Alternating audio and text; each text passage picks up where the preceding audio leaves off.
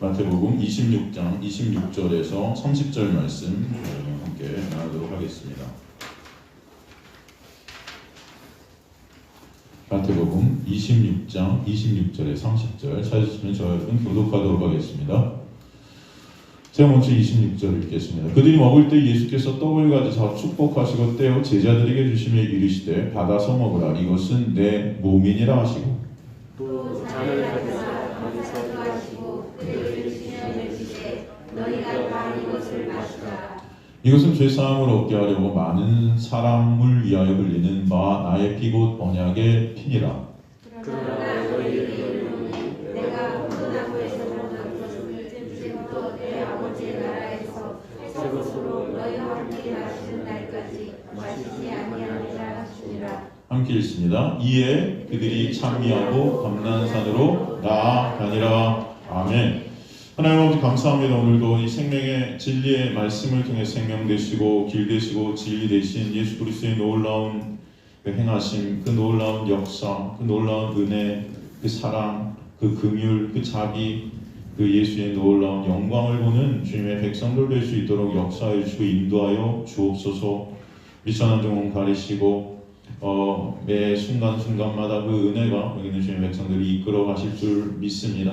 감사드립니다. 끝까지 주님께서 역사에 가실 줄 믿사오며 예수 그리스도의 이름으로 기도드리옵나이다.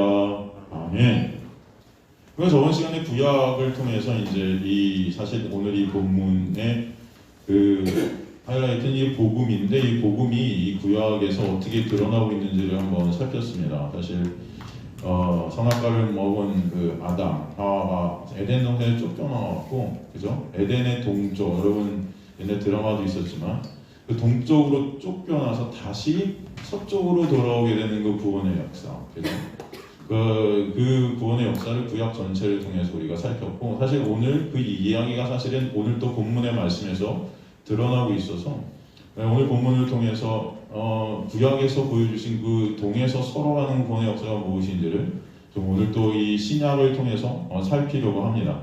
근데 제가 어제 말씀 한 일주일 동안 말씀을 이렇게 준비하면서 보니까 그 말씀을 살피기 전에 이 신약에서 드러나고 있는 이 구원의 역사를 살피기 전에 이미 사실은 이 성찬식, 이 지금 이 성찬에 대한 예수님의 이 말씀 자체가 이 구원의 복음을 우리에게 드러내주는 말씀임을 또 볼 수 있습니다. 그래서 사실은 그 동에서 서러워하게 되는 그 구원의 역사 자체가 이 말씀임을 알 때 우리가 이 말씀 자체를 좀 공부해 볼 필요가 있지 않나 하는 생각이 들어서 다시 한번 이 성찬에 대한 의미를 오늘 좀 새기고 좀 공부를 하는 그런 시간을 갖도록 하려고 합니다. 그리고 나서 이 본문이 그 동에서 서러워하는 구원의 역사가 어떻게 드러나는지를 다시 한번 또 살펴보는 시간을 갖도록 하겠습니다. 여러분, 성찬식 우리가 올해는 뭐 코로나 때문에 잘 못했지만 여러분 성찬식 때 쓰이는 말씀이 사실 오늘 본문의 말씀입니다. 그죠? 본문의 말씀인데 여러분 성찬식이 뭔지 다 아시죠? 그죠? 성찬이 뭔지 다 아십니까? 여러분 다 아세요? 재밌는 것은 이 오늘 본문의 말씀을 갖다가 이제 보통 이제 신천지가 이 동영상을 갖다가 잘 만들었습니다. 아주 그럴듯하게 동영상을 만들어 그 신천지를 갖다가 선전하는데 이 본문을 갖다가 쓰면서 성찬식이 뭔지 아십니까? 이런 어떤 동영상을 만들어 보낸 거 제가 본 적이 있어요. 여러분 보신 적 혹시 있으세요? 유튜브 아니 인터넷 들어가면 네이버 치면 이제 신천지 소개 성찬식에 대해서 뭐 이렇게 아마 뜨지 않나 싶은데 제가 오늘 좀 보여드리려고 그러는데 이거 너무 시간이 많이 될 것 같아서 근데 거기 이제 한 전도사인지 뭐 부목사인지 거기서 이제 목회하는 사역자가 같은 나와서 이제 아주 영상을 잘 만들었어요. 이제 성찬식을 설명하는 거예요. 그러면서 비교하는 게 기존 교회가 가리키는 성찬식 이게 옳은 것인가? 그리고 신천지가 가리키는 성찬식 이 성찬의 의미가 어디가 옳은 것인가 이걸 비교해갖고 진짜 성찬이 어디가 옳은 것인가 한번 판단해보라는 거예요. 듣는 사람으로 하여금. 제가 저번에 예전에 이거 설교 시간에 한번 말씀드린 적이 있는 것 같은데 그러면서 그 동영상을 딱 틀어준 게 어디냐면은 그 여의도에 우리나라에서 가장 큰 그 S교회였어요. 그 S교회 C 목사님께서 집도하시는 C인가? CHO, 그죠? C로 시작하는 그 어떤 목사님께서 집도하시는 그 동영상을 갖다 딱 틀어놨습니다. 그런데 모르겠습니다. 앞뒤 다 끊고 어떤 동영상을 틀어놨냐면은 이제 성찬식을 막 했잖아요. 살과 피를 먹어라, 그러면은 이 영생이 주어지는 그런 것들을 어떤 육적인 것으로 이렇게 표현한 것 같아요. 거기 성찬을 하면서. 그러면서 이제 그 목사님 여러분 아시는 분은 아시겠지만 굉장히 그런 것들을 많이 하죠. 자, 여기 계신 분들 가운데 몸이 아픈 사람, 몸이 아픈데 손 올리십시오. 머리 아픈 사람 머리에 손 올리고, 팔 아픈 사람 팔에 손 올리고, 다 자기 손에 이렇게 올리라는 거죠. 그러면서 따라하라는 거죠. 예수의 이름으로 다 병만은 물러갈지어다. 할렐루야, 아멘, 뭐 난리 난 거죠. 거기까지 딱 해주고 신천지가 그다음에 그랬습니다. 이게 성찬식입니까? 딱 묻는 거. 이게 성찬입니까? 딱 묻는 거예요. 여러분 그게 성찬 아니잖아요. 물론 제가 볼 때는 그 성찬식을 갖다 처음부터 끝까지 다 보여줬으면 아마 그것만 했겠습니까? 이제 나누고 이 성찬의 의미를 분명히 말해줬겠죠. 그런데 이걸 다 잘라먹고 그 어떤 육적인 그 인간의 소원들 그런 것들 이제 성찬을 통해서 예수의 피와 살을 먹으면 이게 우리 육적인 것도 다 회복된다. 뭐 이런 의미에서 손 올리고 하나님께서 다 맡게 해주실 거야. 이게 성찬이냐? 아니라는 거죠. 그리고 이제 신천지가 이 성경 말씀이 하나하나를 갖다가 풀어서 성찬의 의미를 잘 설명하는데 제법 잘 설명하더라고요. 제가 봐도 신천지가 맞는 것 같아. 예? 여러분 괜찮아요. 맞게 설명해요. 물론 이제 신천지 그거 설명하고 어디로 갈까요? 요한계시록 12장으로 가면서 그 어린 아이가 나오고 그게 누구예요? 광야에서 3년 반 1260일 한때 그때 반때를 지낸 이만희 교주가 감옥에 3년 반에 같이 있었던 어떻게 이렇게 잘 떨어져요? 이제 나야 이렇게 가는 거겠죠.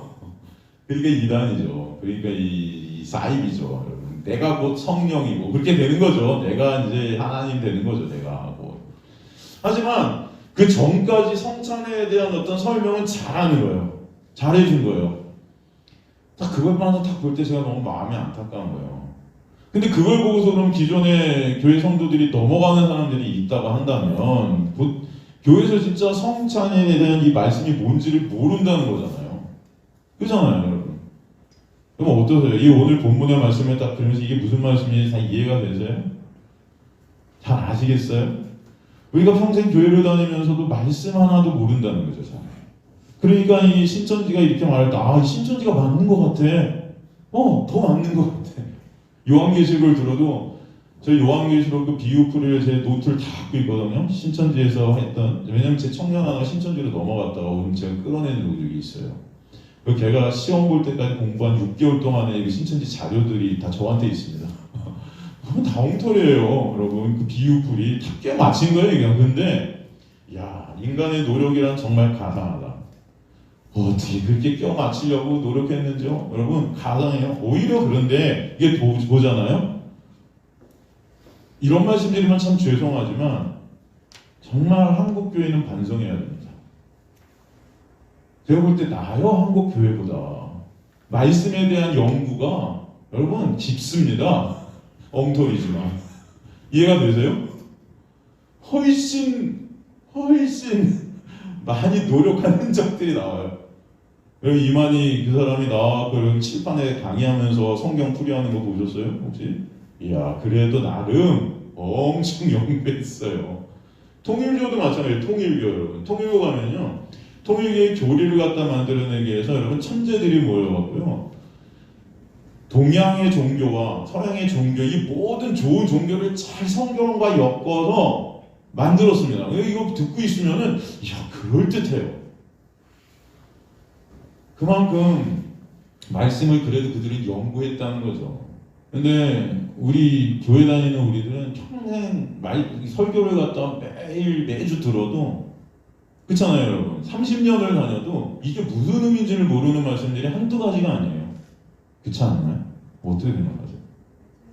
여러분, 오늘 이 성찬에 대한 이 말씀들을 하나하나 조금 더 우리가 생각해 볼 필요가 있고 나눌 필요가 있겠다. 여러분, 오늘 이 시간 이후로는 어디 가서도 성찬이 무엇인가, 오늘 이 말씀을 갖다가 사람들이 물을 때 여러분 이것들을 잘 좀 설명해 주시는 여러분 되셨으면 좋겠다는 저의 바람이 있습니다. 그래서 이것을 통해서 예수의 놀라운 은혜와 사랑이 여러분들을 통해서 또 전달되면 얼마나 감사하겠습니까? 그죠?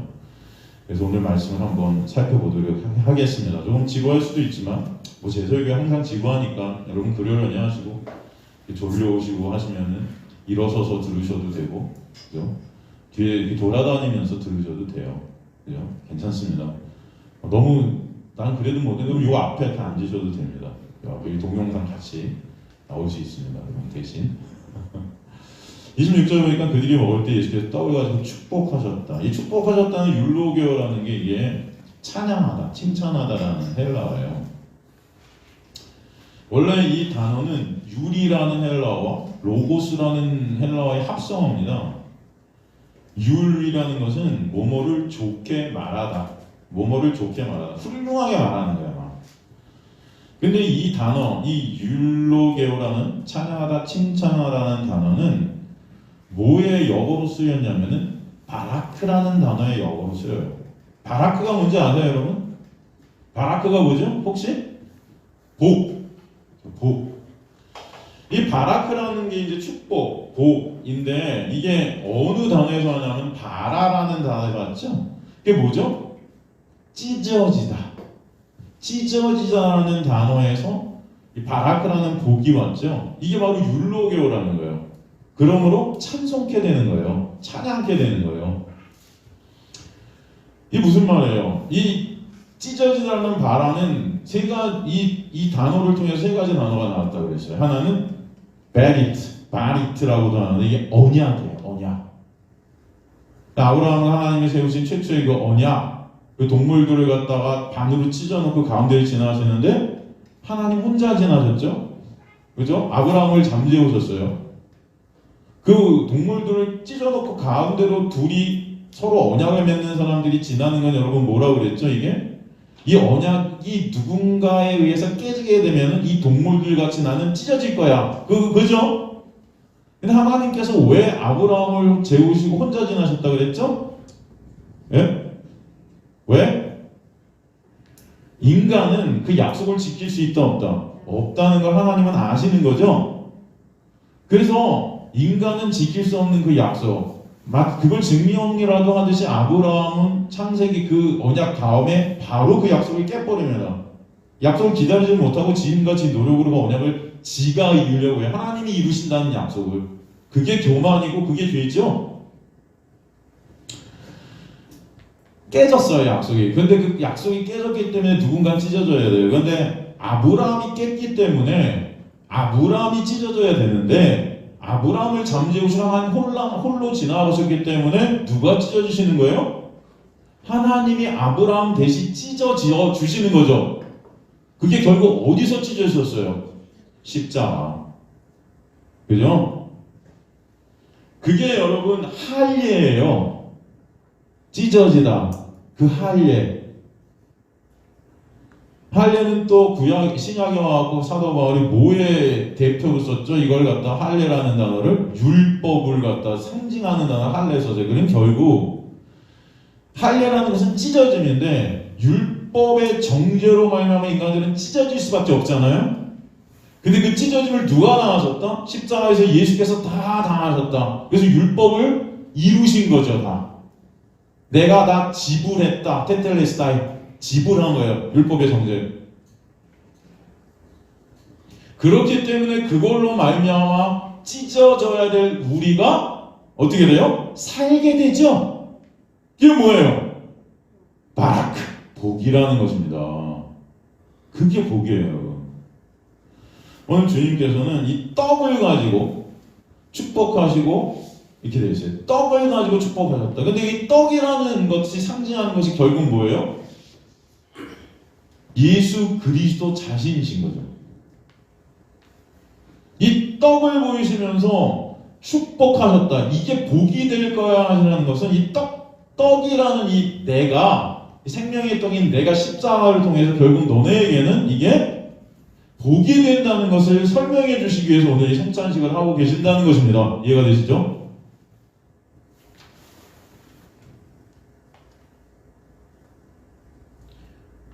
그래서 이 떡을 떼어, 이렇게 떡을 떼어, 그죠? 이 떼어라는 헬라어 클라오는 쪼개다, 자르다예요. 뭐다? 쪼개다, 자르다. 이 떡을 갖다 쪼갠 거예요. 자른 거예요. 그게 바로 찢어짐입니다. 여러분, 예수께서 그렇게 찢어져서 잘라지시고 쪼개지신 거예요. 어디서? 십자가에서. 그 떡을 쪼개서 우리에게는 우리가 쪼개져야 되는데 예수가 쪼개지심으로 말미암아 우리에게는 생명, 복이 되게 하신 것.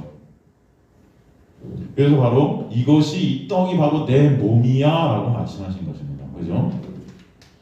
그것을 찢으신다는 것은 십자가에서 찢겨 죽어야 될 우리의 모습을 보여주시는 거고 그 우리로 죽으시는 예수의 놀라운 은혜와 문제를 보여주시는 거죠. 그 찢기심으로 인해 우리가 복을 받게 되는 그 놀라운 축복, 그 축복의 현실이 무엇인지를 알게 하시는 것이죠. 그러기에 그 떡을 찢으셔서 지금 나눠주시는 거예요, 제자들에게. 여러분, 이 본문의 이 26절의 이 단어들은 어디 나왔던 단어들입니까? 다? 떡을 떼어 축복하시고 나눠주셨다. 이거 다 어디 나오는 단어였죠? 예? 어디? 이 단어들이 똑같이 쓰인 곳이 있죠? 그게 어디죠?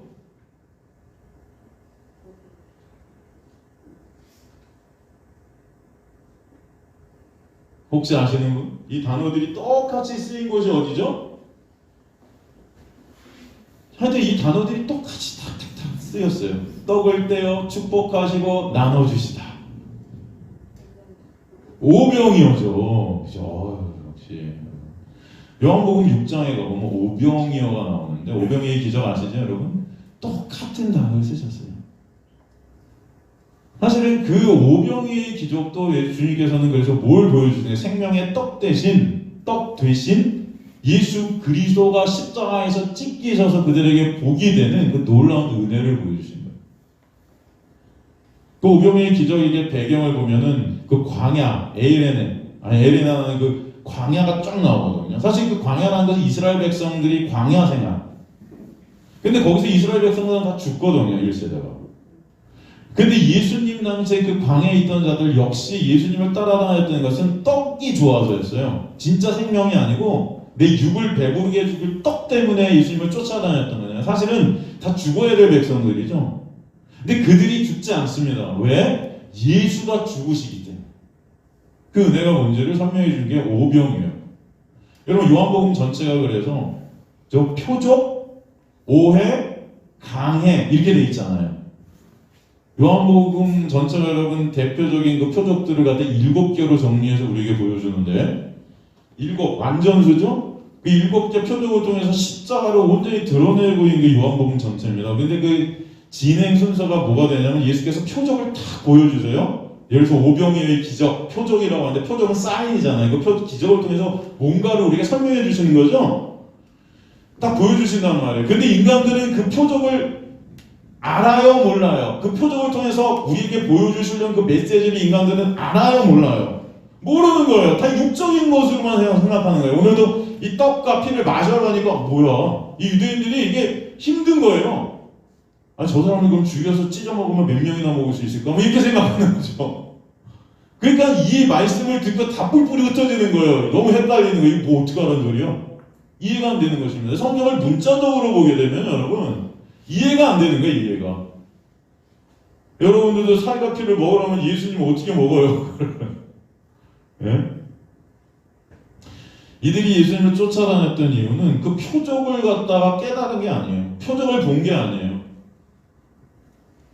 다 자신들의 육적인 욕망이었습니다. 그래서 오해하는 거예요.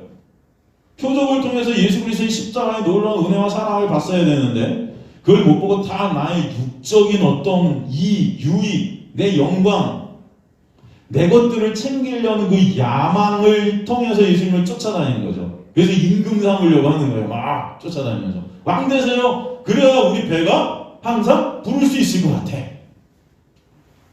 이해가 되시죠? 그래서 예수님은 표적을 보이시고 그 인간들은 다 오해합니다. 그 표적을 제대로 보질 못해요. 그게 사실 우리들도 똑같아요, 여러분. 말씀을 통해서 여러분 진짜 예수님을 보냔 말이죠.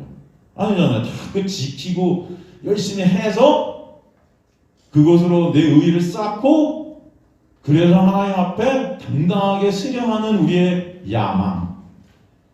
똑같은 거예요, 이들이나 우리가. 내 유익, 상 받으려 하고 칭찬 받으려 하고. 그렇죠? 똑같아요. 다를 바 하나도 없어요. 그들이랑 우리나. 그 무리들. 그렇기 때문에 예수님께서는 표적, 그 다음에 인간들의 오해가 항상 있고, 그 다음에 그걸 갖다 다시 한번 말씀을 통해서 니네가 이런 게 잘못된 거야 상세하게 설명하시는 강해가 시작됩니다. 요한복음 전체는 그래서 표적, 오해, 강해의 순으로 계속 흘러요.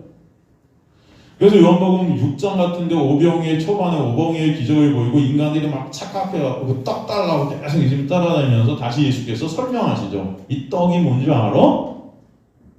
진짜 이 떡이 뭘 말하는 건지 니네 아는 거야? 니네 육을 갖다 채워주는 그 떡일까 이게?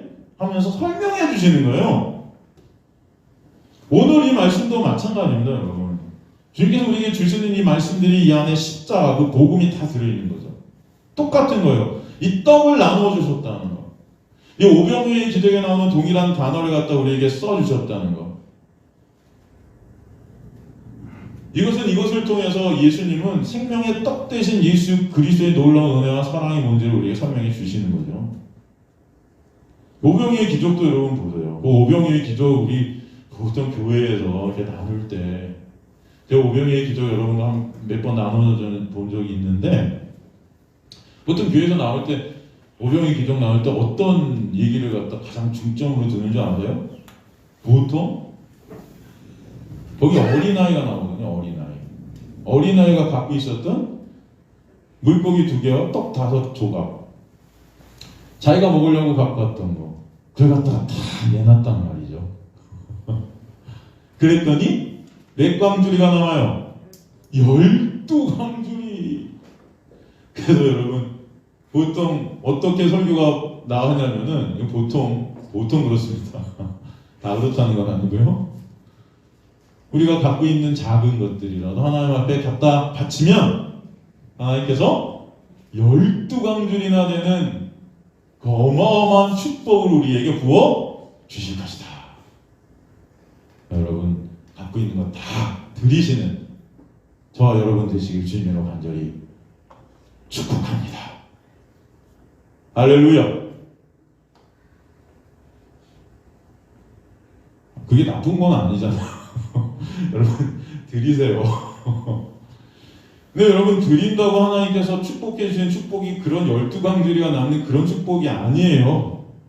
그건 알고 드리세요. 여러분 드리시면 손해봅니다. 그러니까 그럼에도 불구하고 너무 감사해서 드리실 수 있어요, 없어요? 있죠. 근데 그 하나님께서 주시는 12광주리에 되는 그 축복에 그 내 육을 위한 그것 때문에 내가 드린다는 그 자체가 죄예요. 그건 알고 드리셔야 돼요. 알겠습니까? 거기서 12광줄이 10이라는 그 완전수를 갖다 하나님께 쓰셔서 하나님의 그 십자가의 놀라운 은혜는 그렇게 어마어마하다는 것을 이렇게 보여주시는 복음의 축복이지 그게 여러분 무슨 말씀인지 이해가 되시죠? 예수 그리스도라는 생명의 떡이 십자가에서 찢어지실 때 우리에게 오는 놀라운 은혜는 그렇게 12광주리가 남는 것 같이 은혜 위에 은혜로 계속해서 남겨지는 놀라운 은혜다라는 걸 설명해 주시는 복음의 놀라운 역사를 갖다 말씀해 주시는 것이지. 그래서 여러분 뭐 12광주리 조금 바쳤더니 12배나 여러분에게 뭘 주신다? 뭐 이런 게 아니라는 것입니다. 이해가 되시죠? 오늘도 그래서 주님께서는 그 바라크라는 그 생명의 복, 진짜 그 영생의 복, 그것을 갖다 우리에게 설명해 주시는 거예요. 그래서 이것을 어떻게 해요? 받아서 먹으라 그러신단 말이에요. 그래서 받아서라는 람바노는 취하다, 받다, 붙잡다. 이게 히브리어 라하의 영어인데 참 재밌습니다. 여러분 히브리어 이 라하흐는요 어떤 뜻이 있는가? 아내로 삼다. 아내로 삼다. 신부로 만들다. 생명을 얻게 하다. 신약에서 이 람바노라는 이 단어는 영접하다라는 또 단어로 쓰입니다. 그리고 예수께서 십자가를 지신다라는 단어로 의미로도 썼어요. 그리고 성령을 받다라는 단어의 의미로도 써요. 또 선물로 받다. 여러 가지 의미를 쓰이는데 다 뭐예요 이게? 여러분 제가 지금 말씀드리는 이 의미들을 종합해 보면 이 중심에 뭐가 있죠? 예수 그리스도의 십자가를 통해 우리에게 부어지게 된 하나님의 놀라운 역사죠. 신부가 되어지게 하시고 생명이 부어지게 하시고, 그죠? 이해가 되죠? 이 람바나라는 거. 오늘 본문에서 주님께서 떡을 가지고 할 때 이 가지고도 람바노란 단어. 그 떡을 받아서 먹으라 할 때 이 받아서도 람바노란 단어. 이 단어를 동일하게 계속 썼다는 거예요. 그 말씀은 구원의 시작과 구원의 끝, 그 구원의 모든 역사는 하나님의 놀라운 은혜 아래 하나님의 주권으로 그 생명을 선물로 우리에게 받게 하시고 생명을 얻게 하신 하나님의 놀라운 은혜라는 것을 이 단어를 통해서 우리에게 직간접적으로 설명해 주시는 거예요. 이해가 되시죠? 그 생명을 선물로 받은 주님의 신부가 된 자들은 십자가의 그 자기 부인의 자리, 그 자리로 가게 하시고 오직 그 십자가의 은혜만을 붙들고 취하게 하시겠다. 그 자들이 율로게요, 하나님을 찬송케 되는 축복이 있는 자들이다 말씀해 주시는 것입니다. 아무것도 아닌 것 같지만 오늘 이 26절 사실은 주님은 지금 제자들에게 당신의 생명을 선물로 주시고 계시는 거예요. 그것을 이제 십자가를 통해 이루실 것이죠. 요한복음 5장 24절 보면은 내가 진실로 진실로 너희에게 이르노니 내 말을 듣고 또 나 보내신 이를 믿는 자는 영생을 얻었고 이미 얻었어요. 심판에 이른데요 이르지 아니하나니 사망에서 생명으로 옮겼느니라. 이미 옮겨졌다. 그럼 하나님의 놀라운 은혜를 입은 자들은요 이미 생명 안에서 심판에서 생명으로 옮겨진 놀라운 역사가 있는 자들이라는 것입니다. 이 생명의 떡 얘기를 갖다 요한복음 6장 26절에서 51절로 가면은 정확히 다시 한번 말씀해 주시는데 요한복음 6장 26절 보면요 예수께서 대답하여 이르시되 내가 진실로 진실로 너희에게 이르노니 너희가 나를 찾는 것은 표적을 본 까닭이 아니요, 그죠? 표적을 본 까닭이 아니래요. 오병이의 기적을 통해서 예수께서 우리에게 보여주신 그 메시지를 본 자들은 어떻게 되었어요? 하나님의 놀라운 은혜를 알게 될 텐데 그런 이유에서 하나님 예수님을 찾은 게 아니라는 거예요 지금. 그리고 떡을 먹고 배부른 까닭이래요. 내가 원하는 것을 얻었기 때문에 또 찾는 거예요. 교회 오면은 열심히 충성하고 헌신하고 헌금하면 하나님께서 원하는 것을 주실 것입니다. 할렐루야. 그렇기 때문에 그것 때문에 계속 교회 찾는다는 거예요. 계속 예수님 찾는 거예요. 여러분이 원하는 것들을 얻고 싶어서. 그죠? 그들이나 우리나 다를 거 하나도 없죠. 그러니까 예수께서 뭐라고 해요? 썩을 양식을 위하여 일하지 말고 영생하도록 있는 양식을 위하여 하라. 이 양식은 인자가 너에게 주리니. 이걸 인간들의 힘과 노력으로 스스로 얻을 수 있어요? 없어요? 없대요. 줘야 돼요. 하나님께서. 인자는 아버지 하나님께서 인치신 자니라. 썩을 양식이 뭐죠 여기서 여러분? 썩을 양식을 위해서 일하지 말래요. 이 썩을 양식이 뭐죠? 이 썩을 양식이라는 것이 상징하는 것은 간단한 말로 기복주의, 율법주의, 갈라디아주의의 그 신앙입니다. 하나님의 말씀 지켜서 내 이익, 내 영광, 내 가치, 내 칭찬, 내 유익 그거 챙기려 하는 거예요. 그게 썩을 양식, 다 사라질 것들. 그게 기복주의, 율법주의죠. 복 주세요, 복 주세요. 내가 원하는 거 해주세요. 하나님 제가 이거 해드릴 때 하나님과 거래하는 이 썩을 양식을 위해서 일하는 거예요. 네? 갈라디아주의. 예수님을 믿는다 하면서도 그 예수님 믿지 못하는 거죠. 그래서 내 행위로 다시 나가는 거죠. 말은 믿는다고 하면서도 십자가를 말하고 복음을 말하면서 여전히 안 믿어지는 거예요. 그래서 내 행위로 내가 십자가에 달려드릴게요. 도와드릴게요. 주님. 그러니까 칭찬은 당신만 받으시지 말고 나도 같이 받읍시다. 이거예요. 이거 해드렸잖아요. 상 주세요. 이게 다 썩을 양식을 위해서라는 거예요. 그렇다면 지금 우리의 모습이 다 이 썩을 양식을 위해서 일하는 우리의 모습들이 있나요, 없나요? 네? 여러분 어떠세요? 한번 생각해 보세요. 다 우리의 모습 안에 이 썩을 양식을 위해서 일하는 우리의 모습들이 있어요. 그죠? 여전히 내 유익. 여러분 여기 왜 나오셨어요? 그죠? 그럼 유익들을 챙기고 싶은 우리의 마음들이 있으니까 나오죠. 인간들은 그 유익이 아니면 움직여지질 않습니다. 몸이. 이게 바로 썩을 양식. 그렇다면 영생하도록 하는 양식은 뭐예요? 그 영생하도록 하는 양식을 위해서 일하라 그러죠? 예? 영생하도록 있는 양식을 위하여 하라. 여기서 하라는 우리가 또 이거 하니까 그래 영생하도록 하는 그 양식 예수님을 위해서 뭔가 해야 돼 우리가 영생하도록 하는 양식이 예수님이니까 뭔가 우리가 해야 될 것 같아. 그러면 그런 어떤 행위 이런 것들을 말하는 걸까요 이게? 아니잖아요. 이게 뭐예요 결국? 주님께서 그래서 영생하도록 하는 양식에 살아하니까 제자들은 또 그렇게 묻는 거죠. 이 인간들은 하여튼간 다 행위를 통해서 자기 의의를 챙기려고 합니다.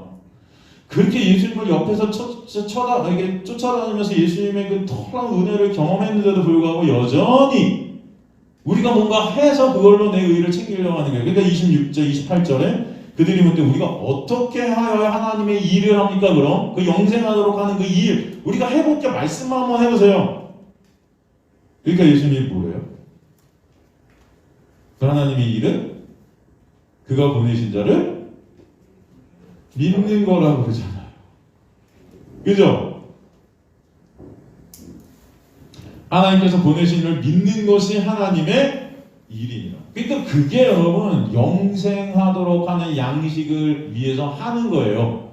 그게 뭐다? 믿음이라는 것입니다. 믿음.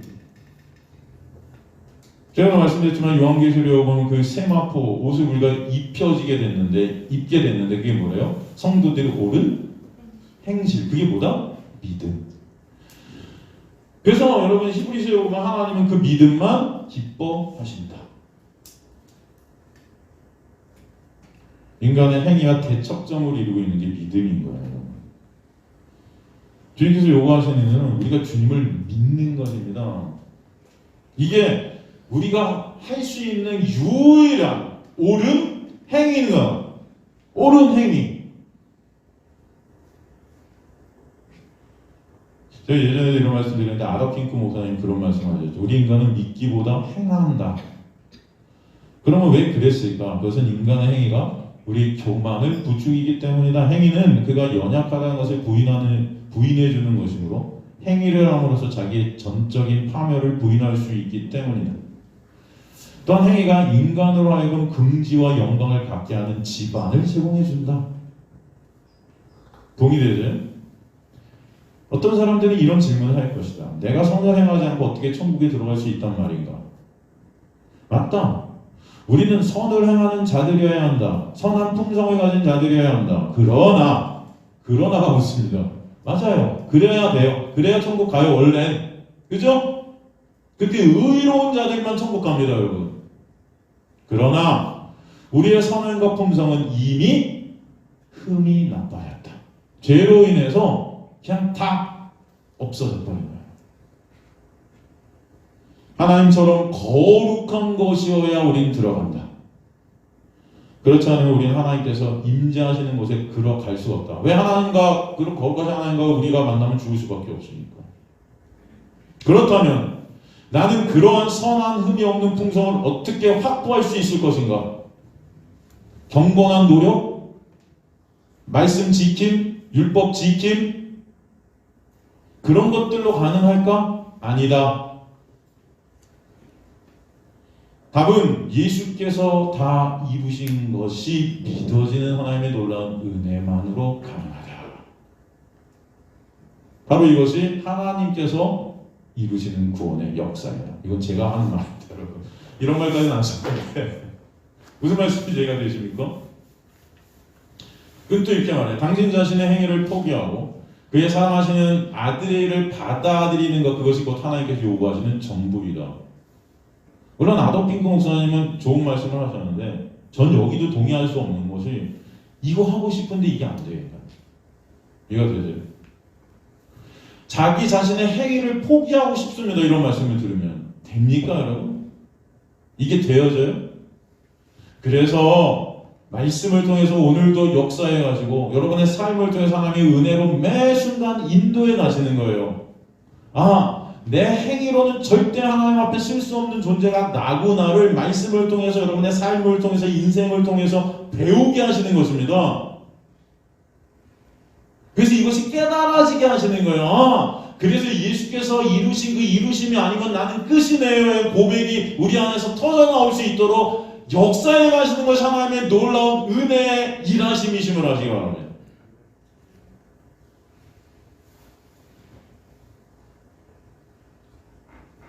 여러분, 이 세상의 조건주의, 성과주의 속에서 이 세상에 사는 사람들은요, 다 인간의 행위로 모든 것들을 나가려 합니다. 그것이 우리 뼛속 깊숙이까지 박혀 있기 때문에 이 종교라는 것도 그 행위를 기반으로 항상 이루려 해요. 근데 그 모든 것이 주님 앞에서는 다 똥기저귀 같이 더러운 것들이라는 것을 말씀해 주시는 것이죠. 그것이 인정되어질 때 진짜 내가 내놓는 어떤 선한 행위도 하나님 앞에서 이게 쇳덩어리구나가 정말 인정되어지는 자, 네? 그 자와 여러분 하나님의 놀라운 은혜 안에 있는 자입니다. 내가 내놓는 사람들이 칭찬하고 사람들이 야, 저 사람 대단해, 저렇게 거룩한 행위를 하네 라는데 그 모든 행위들이 하나님 앞에서 다 부정되어지는 그런 고백이 나오게 되시는 은혜. 내가 내놓는 사람들이 칭찬하는 이 모든 것들도 다 이게 다 더러운 똥기저귀 같은 것이네요, 주님. 이게 진짜 여러분 마음 깊은 곳에서 깨달아지고 인정되어질 때, 그래서 여러분의 힘으로 되겠습니까? 안 돼요. 그래서 그런 고백이 있게 하시는 여러분 사도 바울, 내가 주인 중에 괴수네요, 주님. 그런 고백이 여러분에게 진짜 터져나오게 되는 것은 이게 정말로 하나님의 은혜입니다 라는 것을 여러분 아시기 간절히 소망합니다. 율법에 의한 그 앞에 의롭다 하시는 얻을 육체가 없는 거예요. 그래서 구원은 종교 생활로 얻어지는 것이 아니에요. 하나님의 은혜입니다. 여러분이 이 자리에 부르신 것은 하나님의 그 은혜를 조금이라도 하나님께서 매 순간 알게 하시는 하나님의 놀라운 은혜 위의 은혜로 역사하시는 능력임을 아시기 간절히 소망합니다. 아시겠죠, 여러분? 모두 말씀을 통해서 그거 말씀해 주시는 거예요. 그러니까 주님께서는 그 썩을 양식을 위한 것이 아닌, 그 행위로 가는 것이 아닌 하나님의 놀라운 은혜 안에 있는 진짜 영적인 양식, 그걸 먹는 자가 되어야 되는데 그것은 너희 힘으로 안 돼. 30절에 보니까 그들이 묻되 그러면 우리가 보고 당신을 믿도록 행하시는 표적이 무엇이니까, 하시는 일이 무엇입니까? 인간들은 여전히 불신앙 가운데 있는 거예요. 계속 보여달라는 것입니다. 뭔가 증거를 원하죠. 그 믿음이 우리 안에 우리 스스로가 그 믿음을 만들어낼 수 없는 종자들임을 계속 보여주는 거예요. 예? 그들은 여러분 바로 전에도 하나님의 그 놀라운 은혜 그 표적들을 계속 보고 있었어요. 그래도 또 보여달래요. 방금 전에 봤는데 또 보여달래요. 저희한테는 딱 한 번만 보여주시면 저는 안 그럴 텐데. 여러분 인간들이 그럴 것 같죠? 안 그래요. 그 표적에 사로잡히잖아요. 매 순간 표적 보여달라고 합니다. 제가 말씀드렸지만 제 아는 청년 하나도 예수님을 믿기 시작할 때 그런 뭐 이상한 것들을 보고 환상을 보고 그래서 하나님이 계시다고 저한테 맨날 말하는 청년이 있었어요. 자기는 오늘도 환상을 봤대요. 자기는 오늘도 기도 중에 뭘 봤대요. 그래서 하나님이 임재 가운데 자기가 있는 거 안 돼요. 근데 어느 순간 그게 다 사라져 버렸어요. 뭐라고 하는지 아세요? 하나님 안 계신 것 같대요. 그러니까 그것도 보여달래요. 그게 믿음 없음입니다. 이해가 되세요? 그게 믿음 없음이에요. 그거 봐야 되는 거예요. 눈으로 확인해야 되는 거예요. 계속 보여달라는 거죠, 그거. 제자들이 이런 거예요. 계속 보여달라는 거예요. 제가 그 청년한테 그랬어요. 자신 너무 말씀 봐라. 말씀에서 예수를 보는 네가 되길 바란다. 그 표적 같은 거에 사로잡힌 그런 사람들의 특징은 뭐냐면 말씀을 하는 거예요. 그냥 그 표적만 보면 되는 거예요. 한국 기독교가 그래서 은사주의라는 게 이렇게 빠진 겁니다. 말씀을 모르니까, 말씀을 가르쳐주질 않으니까 그냥 할렐루야 막 기도 그냥 3-4시간 하면은 눈에서 뭐가 보이는 것 같고 뭐가 떨어지는 것 같고 그냥 거기다 사로잡혀 버린 거예요. 그러면 하나님이 있는 것 같고. 여러분 제가 그랬죠. 인디안들도 여러분 표적 봐요. 인디안들도 기적을 경험하고 불교인들도 방언합니다. 불자들도 여러분. 여러분 이 사탄 마귀가 일으키는 그 영적인 그 세계. 여러분 요한계시록 보면 사탄 마귀가 말세에 뭐예요? 예수님이 행하신 그 기적과 표적을 똑같이 다 행한다잖아요. 예? 기적들을 막 일으켜 준대잖아요. 근데 예수님이 뭐래요? 니네가 표적을 쫓아온 니네, 내가 너희에게 보여준 표적은 뭐밖에 없대요? 요나. 그 뭐예요 요나의 표적이? 십자가 아니에요. 여러분이 진짜 모든 것들을 통해서 봐야 될 것은 예수 그리스도의 그 십자가에 올라온 은혜지. 주님께서 이 땅에 오셔서 그런 기적과 표적을 갖다가 보여주신 이유는 그 예수 그리스도가 메시아이심을 증거하신 것이었어요. 근데 여러분 이제는 그걸 필요가 없는 게 말씀에서 다 증거가 되고 있습니다. 근데 말씀은 안 보고 인간들이 여전히 그 표적 쫓는다는 것은 그 표적을 통해서 내가 원하는 것을 얻고 싶다는 거죠. 이해가 되시죠? 기록된 바 하늘에서 그들에게 떡을 줘 먹게 하였다함과 같이 우리 조상들은 광야에서 만나를 먹었나이다. 그때는 그렇게 만나가 맨날 내려서서 표적을 봤었는데 기적을 우리 경험했는데 지금도 좀 그래 주셔야죠. 주님께서 뭐래요? 내가 진실로 진실로 너희에게 이르니 모세가 너희에게 하늘로부터 준 떡을 준 것이 아니라 내 아버지께서 너희에게 하늘로부터 참 떡을 주시나니. 모세 시대에 보여준 그 떡이라는 것이 뭘 보여준 것이었어? 결국 생명의 떡이신 예수 그리스도를 보라고 준 그림들 아니니 바보들아. 죄송합니다. 그런데 그거 내렸다고 지금도 그거 내려주세요? 그런 거 아니잖아. 니네가 원하는 건 그냥 그 떡이잖아. 하나님의 떡은 하늘에서 내려 세상에 생명을 주는 것이니라. 그러니까 뭐래요? 그걸 갖다 이해를 또 못하죠? 주여 이 떡을 항상 우리에게 주세요. 그 떡 먹고 배고프지 않게. 사마리아 여인한테 예수께서 가셔갖고 야 내가 주는 물은 이건 보통 물은 마시면 다 목마르는데 이건 진짜 목 안 말라. 그러니까 우와 그런 물이 있어요? 좀 주세요. 나 목 좀 안 말라 보게. 인간들은 다시 육을 위해서 모든 것들을 가지려고 합니다. 지금 제자들도 예수님의 그 놀라운 은혜의 말씀을 듣고 있으면서도 여전히 생각하는 게 뭐예요? 내 육적인 야망, 육적인 욕망을 채우려는 거예요. 나 배고프지 않으면 되는 거예요. 그러니까 예수께서 35절에 나는 생명의 떡이니 말씀하신 에고 에이미 내가 그 생명의 떡이야 이놈들아. 내게 오는 자는 결코 줄이지 않을 것이요 나를 믿는 자는 영원히 목마르지 않을 것이야.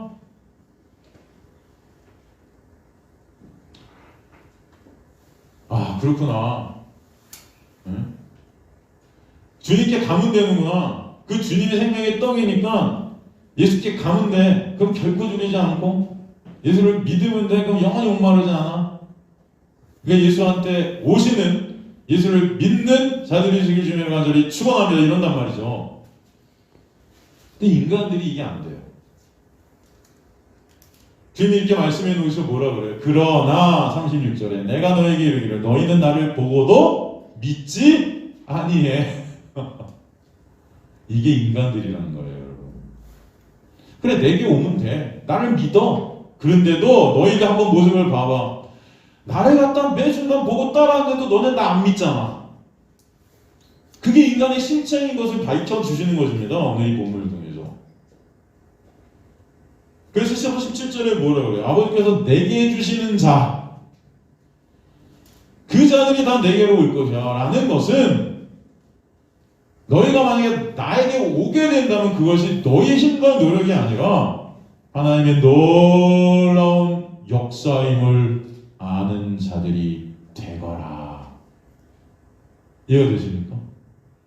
여러분이 이곳에서 말씀을 통해서 예수 그리스도의 놀라운 은혜를 알아가게 되고 깨닫게 되어서 진짜 여러분의 찬송이 있게 된다면 그것이 여러분의 능력과 여러분의 머리가 좋아서 여러분의 뭔가가 특출해서가 절대 아니에요. 하나님의 은혜예요. 그러니까 여러분, 제가 물론 복음이 뭔지 설명하기 위해서 지금 한국 교회들의 모습들 또 여러 가지 기복주의, 은사주의, 어떤 율법주의 안에 있는 것 잘못된 어떤 모습들을 제가 비교 분석하면서 여러분께 말씀을 드리지만 사실 여러분이 여기 오게 된 것은 하나님의 은혜고 이 말씀을 통해서 예수 그리스도를 보게 되는 자체가 하나님의 은혜이기 때문에 그들을 욕할 게 없는 거예요. 사실 이해가 되십니까? 그들 가운데도 하나님의 은혜가 임할 때 복음을 진정 깨닫는 자들이 있게 될 줄 저는 믿습니다. 그죠? 안 그렇습니까? 그러니까 우리가 여러분 하나님의 복음을 말씀 중에서 보게 된다는 것은 그저 감사한 것이 돼야 돼요. 그냥 감사한 거예요. 이게 하나님 제가 뭐길래 이 은혜 알게 해주셨어요. 그냥 다른 사람들과 비교할 게 아닙니다. 여러분 다른 교회하고 비교할 게 아니에요. 여러분 복음한다고 자랑할 필요가 없는 거예요. 여러분이 자랑이 되면 안 된다는 거예요. 나는 복음 아니까가 아니고 그 복음 자체가 그저 감사하고 자랑이 되는 거예요. 예수만이. 이해가 되시죠? 그럴 때 누가 여러분한테 뭐라고 그러든 예수 때문에 어떤 상황에서도 감사가 있게 되는 것입니다. 그 예수 때문에 평안이 있게 하시는 거예요. 어떤 상황 속에서도. 예?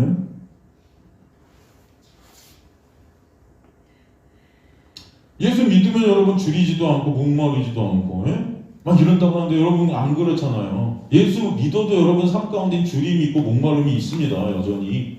그죠? 여기서 말하는 것은 그런 걸 말하는 게 아니에요. 우리가 목마른 상황 속에서도 줄인 상황 속에서도 예수라는 생명 안에 있는 것 그 자체가 진짜 감사한 것이 된다는 것입니다. 이해가 되세요? 그럴 때 여러분의 상황 속에서 받게 되는 고난, 역경, 그 모든 것 이 감사가 되는 거예요. 합력하여 선을 이루신 하나님의 놀라운 역사구나 이게. 야, 너무 감사해. 여러분이 복음을 알게 된 것도 감사. 여기서 이 말씀을 통해서 예수를 바라보게 되는 것도 감사. 이거 여러분의 힘도 아니고 저의 능력도 아니고 목사 최주일이기 때문에 말하는 게 아니에요. 저도 마찬가지. 이 말씀을 통해서 예수 그리스도를 보는 설교를 하게끔 하시는 것도 하나님의 은혜. 그렇지 않습니까? 그래서 그냥 가만히 보면 감사한 거예요. 제가 여러분 간혹 한국교회를 욕하고 하는 것은요. 여러분 구체적인 어떤 예를 들어서 분별을 해드리기 위한 거지 무슨 말씀인지 이해가 됩니까? 그냥 저희는요 사실은 이 은혜의 복음을 깨달을 때는 주님 참 감사해요. 어찌 저 같은 자에게 복음이 뭔지를 알려주세요. 예수님이 그래 제자들은 옆에서 그 표적을 다 보고 있는데도 못 쫓아온다니까요. 못 믿는다. 인간들이 그래요 여러분. 제가 여러분 아무리 복음을 설교해도 여러분 못 믿습니다 사실. 여러분 저를 통해서 복음을 들은 사람이 한두 명이겠어요? 우면동부터 시작해서 그 전에 신촌에서 시작해서 벌써 저는 여러분 이 사역을 얼마나 오랫동안 하는지 몰라요. 이 복음만을 증거하는 얼마나 많은 사람이 들어서. 그런데 그렇게 설명해주고 인간적인 방법으로 이해해주려야 돼. 이게 안 돼요. 그런데 그들 중에 진짜 하나님의 놀라운 역사가 있어서 이게 예수 그리스도의 놀라운 은혜로 보여지는 역사가 있을 때 여러분 그게 은혜예요. 그래서 저는 여러분의 삶 가운데 그래서 이 감사가 있기를 간절히 소망합니다. 여러분 지금 코로나 때문에 힘드신 분들이 많죠. 사업장, 여러 가지 목마른 굶주린 이런 상황들이 우리한테 닥칠 것이에요. 여러분, 제가 그런데 왜 하나님께서는 저한테 이 말씀을 통해서 왜 매 순간 십자가와 예수 그리스도 여러분에게 전달하게 하시겠어요? 우리 인생 가운데는 항상 굶주림과 목마름이 있게 되는 게 맞아요. 근데 그걸 통해서 하나님은 진짜 생명, 진짜 목마르지 않는, 진짜 굶주리지 않는 그 가치, 그게 뭔지를 깨닫게 하시는 은혜가 있게 하시는 거예요.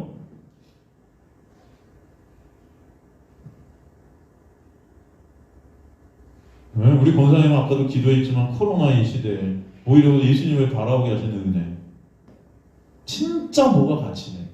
이 어둠 속에서 빛이 뭔지를 알게 하시는. 전 저와 여러분이 다른 거 아니라 여러분이 이 세상에서 돈을 많이 버시면 얼마나 덜겠으며, 예? 여러분의 가치를 쌓으면 얼마나 쌓겠습니까, 여러분? 기라성같이 잘 나가던 사람들도 나이 되면요 다 꼬꾸라져요. 그죠? 한번 생각해 보세요. 여러분, 인생이란 거는 정말 한순간에 날아가는 화살과도 같습니다. 우리는 그저 시체들 같은 존재들이 사실은 아무것도 안 남아요, 어느 순간에 가면. 근데 하나님은 은혜 가운데 여러분 안에 보배 대신 예수 그리스도를 남게 하시잖아요.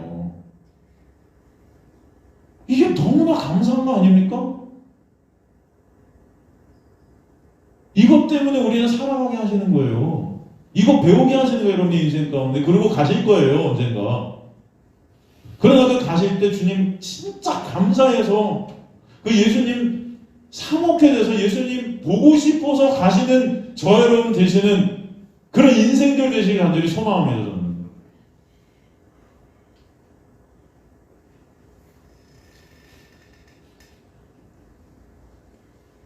아버지께서 내게 주시는 자는 내게 다 내게로 오게 하시는 그 은혜, 그게 뭔지를 알게 하시는 거예요. 내게 오는 자는 내가 결코 내쫓지 않아. 아버지께서 보내신 그 은혜 안에 있는 자는 결코 그 사랑에서 끊어지지 않을 거야. 내가 지킬 거야. 인생 가운데 그거 알게 하시는 거예요. 아, 내 인간 노력으로 안 되는데 하나님께서 나를 끌고 가시네요. 예수님께서 어떤 순간에도 날 지키시네요. 그러면 여러분 삶 가운데 어떤 고난이 있고 어떤 공격이 들어오고 어떤 아픔이 와도 그걸 통해서 역사하시는 은혜 때문에 또 거기서 진짜 기쁜 곳에서 감사가 있게 하십니다. 그래서 고난이 감사가 되는 거예요, 여러분.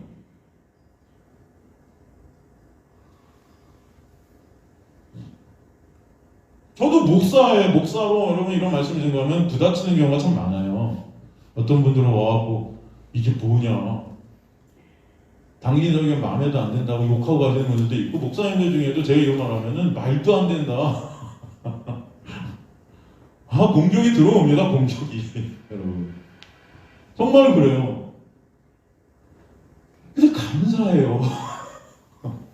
그런 공격들이 있어서 어떻게 보면 하나님 그 모든 것들을 통해서 어떻게 해요? 선을 이루시는 구원. 그래서 이 복음이 얼마나 가치 있는가, 복음이 얼마나 감사한가. 그들의 그런 공격들을 볼 때 그냥 불쌍히 여기게 되는, 아, 하나님 언젠가 저들도 이 복음 아는 당신의 택한 백성들이 있게 되길 간절히 소망합니다 라는 기도가 나오는 거지. 싸웁니까? 제가 여기서 여러분 그러면 그게 잘못됐다는 걸 말하는 건 싸우자고 하는 게 아니고 안타까워서 하는 말이지, 싸우지 않습니다. 그렇잖아요, 그죠? 여러분 안에 이 복음으로 말미암아 여러분을 누가 공격을 하든, 여러분을 누가 고난을 주든, 누가 고통가운데로 집어넣든 그들을 불쌍히 여기게 되는 놀라운 은혜가 있게 되길 주님으로 간절히 축원합니다. 주님, 전하나나 하나님의 은혜가 아니면 안 되는데 그 은혜 아는 자들 되게 해주세요. 오늘도 저와 여러분 그 은혜 아는 저와 여러분 되시기를 주님으로 간절히 축원합니다. 예? 나를 보내신 이 뜻은, 하나님의 뜻이 뭐래요? 내게 주신 자 중에 내가 하나도 잃어버리지 아니하고 마지막 날에 다시 살리는 것이니라. 여러분이 살아나게 되려면 그것은 하나님의 놀라운 은혜이고 역사예요. 내 아버지의 뜻은 아들을 보고 믿는 자마다 영생을 얻는 이것이니 마지막 날에 내가 이를 다시 살리리라. 여러분, 그런데도 인간들은 또 수군거려요. 자기가 하늘에서 내려온 떡이라 하신 걸 유대인들이 예수에 대해 수군거려요. 또 이거 듣는데도 모르는 거예요. 믿음이 뭔지. 야, 저는 예수 요셉 아들 아니야? 근데 지금 무슨 하늘에서 내려왔대? 무슨 말이야 이게 도대체? 그러면서 예수님 그러죠. 너희는 서로 수군거리지 마라. 그래, 못 믿을 거야. 안 믿어지겠지. 이 인간들의 심정이 그래. 믿음이라는 것은 인간들이 가질 수 없어. 그래서 40살에 나를 보내신 아버지께서 이끌지 아니하시면 아무도 내게 올 수 없으니 오는 그를 내가 마지막 날에 다시 살리리라. 여러분, 이런 말씀을 보면 뭐가 생각이 나냐면은 저는 그냥 은혜구나. 인간들은 계속 부인합니다. 계속 부인해가요. 안 믿어지는 거예요. 계속 토달죠. 뭐야 이게? 당신이 하늘에서 왔어? 아, 이거 어떻게 믿어? 표적 보여봐. 아, 표적 보여줘. 아, 또 보여봐. 끝까지 안 믿습니다. 인간들은 끝까지 나는 믿음 없네요예요. 근데 그런 우리를 하나님께서는 끝까지 추적하셔서 믿음의 자리에 서게 하시는 은혜. 하나님의 은혜를 아는 저와 여러분 되시길 주님으로 간절히 축원합니다. 본문으로 다시 돌아가서 마태복음 26장 27절 또 잔을 가지고 감사기도 하시고 그들에게 주시면 이르되 너희가 다 이것을 마시라. 보통 성경에서 잔은 뭘 의미하죠? 여러분, 잔은 헬라어 포테리온이라고 하는데 성경에서 이 잔이라는 것은 보통 진노의 잔, 고난의 잔을 의미합니다. 그리고 나아가 그것을 통해 오게 되는 구원의 잔이 있어요. 그리고 축복의 잔을 갖다 그래서 이 잔으로 설명합니다. 그러니까 잔 안에는 심판과 구원이 들어있는 거예요. 십자가를 통한 그 잔, 십자가라는 그 잔을 말하는 건데 이 십자가라는 잔 안에는 인간의 심판과 그것을 예수께서 다 받아내심으로 말미암아 심판받아야 될 우리가 구원받게 되는 이 구원의 잔이 동시다발적으로 다 들어있다는 것입니다. 그 전체가 축복인 거예요, 여러분. 다른 게 축복이 아니라. 그래서 주님은 그 잔을 통해서 또 감사하는 것입니다. 본문에 감사 기도를 드린다 이렇게 되어 있는데 이거 헬라어 유카리오테인데 이거는 기도는 없으면 기도라는 의미는 없습니다. 사실 이거는 좀 의역한 것 같아요. 원래 이 유카리오테라는 것은 그냥 감사를 드린다예요. 감사를 드린다.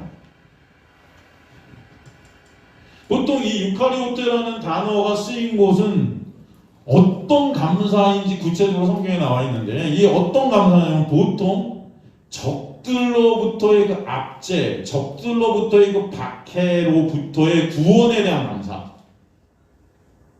사탄 마귀의 손 아래에 있었던 우리가 빠져나오게 되는 그 감사. 그리고 적들로부터 승리케 하셨을 때 오는 그 감사.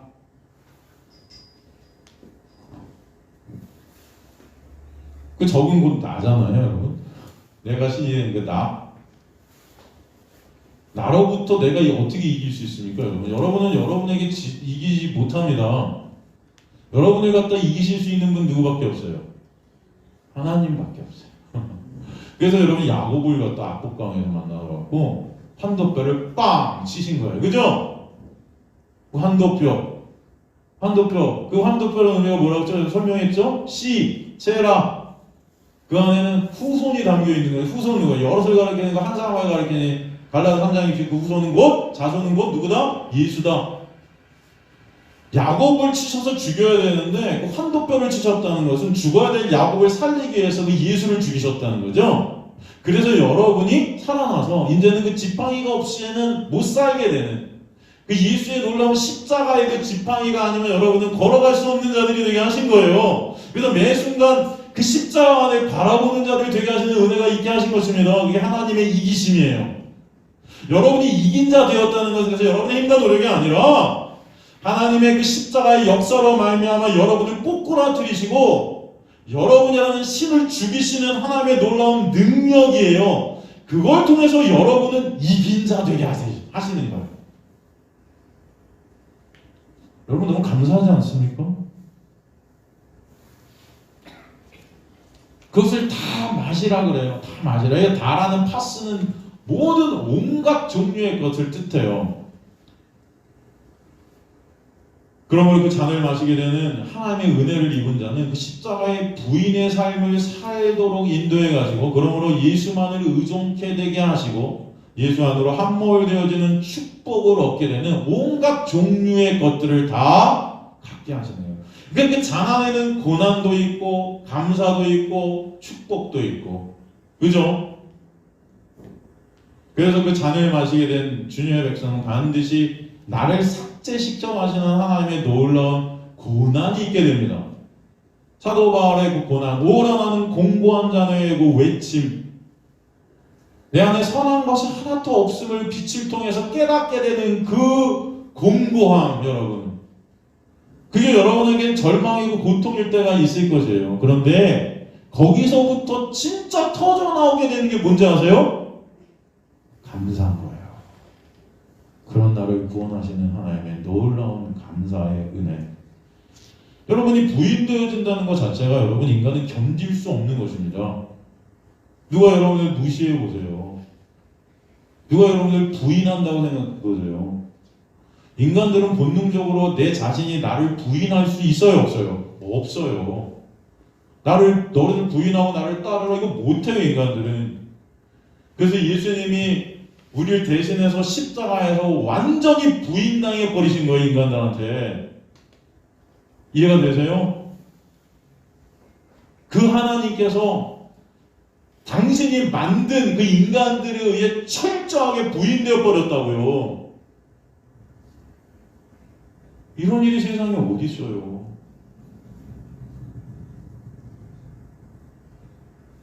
진짜 내가 배설물임이 깨달아지는 그 부인의 그 고통, 여러분 그 고통을 갖다가 하나님은 당하게 하실 텐데 여러분의 힘으로는 이거 할 수가 없기 때문에 하나님의 은혜가 오게 되면 말씀을 통해서 정말 삶을 통해서 내가 정말 쓰레기구나, 내가 정말 배설물이구나가 깨달아지게 하시는 은혜가 있게 하실 줄 저는 믿습니다. 그런 자리를 끌고 가실 때 여러분 이게 정말 힘들고 어려운데 근데 그런 자리에 여러분이 가실 때 거기서 진짜 터져나오는 안식이 있게 하실 거예요. 아시겠습니까? 그 안식은 누구로부터 오는 거예요? 바로 예수로부터. 나의 육을 삭제를 시켜주셔서 진짜 실존 되시는 생명 되시는 예수만을 붙잡게 하시는 그 은혜. 여기서 마셔야 될 이 잔이라는 것은 사실은 그 마셔야 될 것이라는 것은 바로 이 생명수 아닙니까? 예수라는 생명수. 이 사마리아 여인 가운데 나오잖아요. 내가 만약 하나님의 선물과 또 내게 물 좀 달라 하는 이가 누구인 줄 알았다면 내가 그에게 구하였을 것을 내가 생수를 내게 주었을 거야. 예? 예수께서 대답하시니 이 물을 마시는 자마다 지금 목마르느냐 내가 주는 물을 마시는 영원히 목마르지 아니하리니. 주님께서 여러분에게 이미 물을 주셨어요. 근데 여러분은 여전히 목말라 해요. 이 인생 가운데 여러분 여전히 우리는 예수로 목마르지 않아야 되는데도 예수로 목마르게 하면 이 세상 것들로 목말라하는 우리의 모습들이 있습니다. 근데 그것들을 통해서 진짜 우리가 예수만으로 목마르지 않은 자들임을 알게 하시는 거예요. 아니 좀 어렵나? 이 개념이 좀 어렵나요, 여러분? 이 세상 속에서 여러분을 목마를 수밖에 없습니다. 조금 아까도 제가 말씀드렸잖아요. 굶주리게 될 수도 있고 목마르게 될 수도 있냐. 하지만 그걸 통해서 진짜 내가 목마르지 않을 수 있는 것은 예수밖에 없구나를 깨닫게 하신다고요. 그 예수 안에서의 진짜 그 목마르지 않음이 뭔지를 이 역사 속에서 깨닫게 하신다고요. 여러분의 실존을. 이 생수는 또 뭘 의미합니까? 성령을 의미해요. 성령. 이 생수가 뭘 의미한다? 성령. 구약에 보면 에스겔서 같은 경우도 그죠? 맑은 물을 너희에게 뿌려서 에스겔 36장 25절에서 27절 너희를 정결하게 하고 너희 모든 더러운 것 모든 우상 숭배에 너희를 정결하게 할 거죠. 맑은 물을 뿌린대요. 우리 안에 성령께서 오시게 되면 우상된 나를 제거하시는 하나님. 또 새 영을 너희 안에 두고 이게 뭐예요? 너희에게 맑은 물을 뿌리는 거예요. 그게 그거야. 새 마음을 너희에게 주는 거예요. 새 마음을. 우리 인간으로는 절대 새 마음을 품을 수가 없는 자들이에요. 너희 육신에서 굳은 마음이 뭐예요? 내가 신된 마음이죠. 하나님과 적된 마음. 신의 자리에 앉아갖고 하나님과 대항하는 그 마음, 그 굳은 마음을 제거하고 부드러운 마음을 줄 것이며 내 영을 너희 속에 두어 너희로 내 율례를 행하게 하리니 그 율례를 행하게 한다는 게 뭐예요? 예수 그리스도의 그 놀라운 십자가만을 의존하게 하고 믿게 하시겠다. 너희가 내 율례를 다 지켜 행하게 하시는 거예요. 그게 옳은 행실이에요. 그죠? 그래서 예수 그리스도의 십자가의 그 피로 말미암아 우리 죄가 다 가려지게 하시고 그 가려진 자리에 거룩하신 성령께서 오셔서 우리를 이제는 나를 부인하는 자리로 예수만을 붙잡는 자리로 끌고 가시는 놀라운 역사가 여러분의 인생 가운데 경험되어지고 깨닫게 하셔서 그 예수의 은혜만으로 감사하게 되고 찬송케 되는 자들 되게 하시겠다는 거예요. 28절 이것은 죄사함을 얻게 하라고 많은 사람이 흘리는 바 나의 피 곧 언약의 피냐라고 그러신 거죠. 주님께서 주시는 잔, 주님께서 우리에게 주시는 잔의 의미가 구체적으로 뭔지를 말씀해 주시는 먼저 죄사함이래요. 여기서 죄사함할 때 사함이라는 단어 아페시스는 석방, 면제, 해방의 뜻입니다. 석방, 면제, 해방. 죄로 인한 정죄에서 여러분을 해방시키시고 죄값을 치러야 되는 그 죄값에서 면제되게 하시고 율법의 정죄 아래서 해방하게 하시는 율법에서 사탄의 손에서 해방시키시는 은혜. 구약에서는 이 단어, 이 아페시스라는 단어가 어떤 단어로 쓰였냐면 참 놀라운 것이 희년. 여러분 들어보셨죠? 희년. 희년에 희라는 단어가 이 아페시스예요. 면제. 이해가 되죠? 해방, 희년. 레위기서 25장 54절은 그가 이같이 속량되지 못하면 희년에 이르는 그와 그 자녀가 자유하리니 다 종으로 묶여서 살 수밖에 없는 인간들이 어느 때가 되었고 자유케 돼요, 여러분.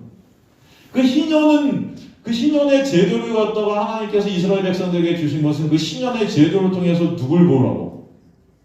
예수 보라고. 그 희년의 주인은 그래서 누구세요? 예수세요. 이해가 되십니까? 이사야서 61장 1절에 보면 주 여호와 영이 내게 내리셨으니 이는 여호와께서 내게 기름을 부으사 가난한 자에게 아름다운 소식을 전하게 하라니. 가난한 자, 죄인들이죠? 나를 보내사 마음이 상한 자를 고치며 포로된 자에게 자유를, 여기서 얘기하잖아요. 자유. 갇힌 자에게 노임을 선포하며. 누가복음 4장 18절도 주의 성령이 내 마음에 임하시니 이는 가난한 자에게 복음을 전하게 하시고 내게 기름을 부으시고 나를 보내사 포로된 자에게 자유를, 눈먼 자에게 다시 보게 함을 전파하며 눌린 자를 자유롭게 수고하고 무거운 짐진 자들아 다 내게로 오라. 그럼 마태복음 18장 21절 22절은 그때 베드로가 나와 이르되 주의 형제가 내가 죄를 범하면 몇 번이나 용서를 줄까? 7번까지 하오리까? 주님, 형제들이 내게 죄를 범하면 내가 한 7번 정도, 7번 완전수죠? 한 7번만 하면 완전수니까 나는 그럼 하늘나라 갈 당신의 백성 맞는 거죠? 7번만 딱 하면. 그 주님께서 뭐라고 해요? 내게 이름이 7번뿐 아니라 7번씩 70번까지 491번만 하면 되는 거예요, 그러면 여러분? 그러면 나는 하늘나라 가요? 그래서 이게 그런 말씀이 아니라 그랬죠? 7번까지 70번이 보여주는 그 단어의 뜻이 뭐라고 그랬죠? 이게 희년이죠. 7 곱하기 70 491번만 하면 되는 게 아니고 이게 희년을 보여주는 거예요. 그 희년의 주인공 누구다? 예수다. 야, 인간은 용서라는 걸 할 수 없어. 이제 제가 저번에도 말씀드렸었어요. 인간은 용서라는 걸 할 수 없어. 용서는 오직 누구만? 예수만 하시는 거야. 하나님, 저는 용서를 했어요. 우리 뭐 이렇게 기독교 이렇게 주제 강의 같은 거 보면 어떻게 하면 용서를 할 수 있는가? 인간, 용서를 하는 자가 되자. 뭐 이런 설교. 예수님도 용서하시니까 너희도 용서하는 자가 돼야, 너희 죄도 용서받는, 이런 거 아니에요, 여러분. 나중에 시간 되면 주기도문에 대한 강의도 한번 할 텐데, 용서는요, 예수만 하세요. 용서는 조건이 다릅니다. 죄에 대한 대가가 지불이 되는 게 조건이에요. 여러분은 죄인들이기 때문에 여러분 스스로가 죄에 대한 대가를 지불할 수가 없어요. 그래서 예수께서 여러분 죄에 대한 대가를 지불해 주신 그 예수만 용서하실 수 있어요, 여러분. 이해가 되십니까? 그래서 이 용서라는 단어 안에는 그 죄에 대한 대가의 지불이라는 근본적인 조건이 들어가게 됩니다. 그것을 누가? 십자가에서 예수께서 하심으로 말미암아 거룩하신 하나님, 죄 없으신 그분께서 죄 있는 우리로 죽으심으로 말미암아 그 전제 조건이 되어서 용서라는 게 오는 거예요, 여러분. 그러므로 인간은 용서가 될 수 없습니다, 인간들끼리. 내가 누굴 용서했다? 아니에요. 용서할 수 없는 나. 그러니까 베드로는 7번 용서하면 되죠? 아니, 인간은 용서할 수 없는 존재임을 깨달아 예수 그리스도만을 믿는 자들이 되려. 용서는 오직 내가 십자가에서 행하신 그 행함으로만 되는 거야 라고 말씀해 주시는 게 안 돼. 7번씩 70번까지라도 해야 돼. 이해가 되시죠, 여러분?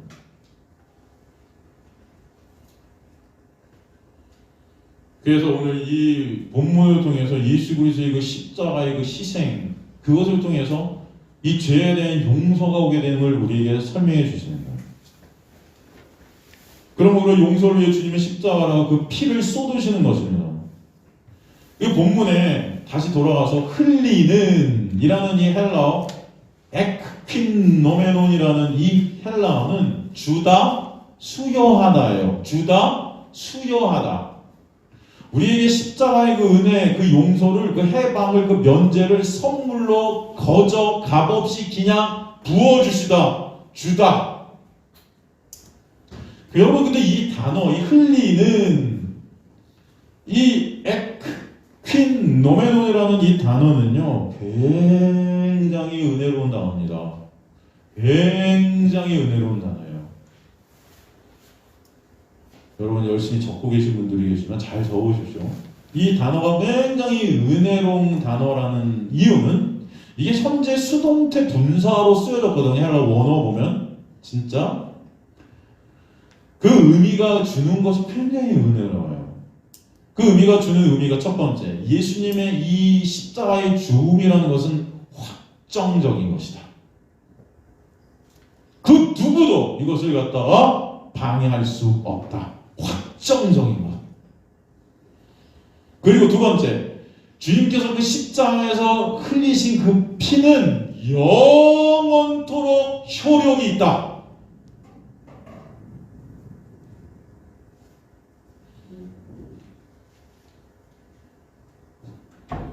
그리고 그 피가 지금도 여러분이 어떤 죄를 지어도, 그래서 여러분 죄 져라 이런 말씀이 아니에요. 오해하지 마십시오. 여러분은 어차피 죄만 생산해내요. 지금도 제가 그랬잖아요. 어제 저희 그 성탄절 그 설교 베버리지 그 목사님이 난 기도하는 중에도 죄 짓고 설교하는 중에도 죄 짓고 뭘 해도 죄만 생산하는 자네요. 주님 저 어떡하죠? 예? 여러분은 뭘 해도 죄만 생산해냅니다. 여러분의 가치, 여러분이 다 중심되었고 여러분이 여전히 죄만 생산하는 그런 여러분의 죄를 지금도 이 십자가의 피는 덮고 가리시고 계신다. 이게 이 의미예요, 여러분.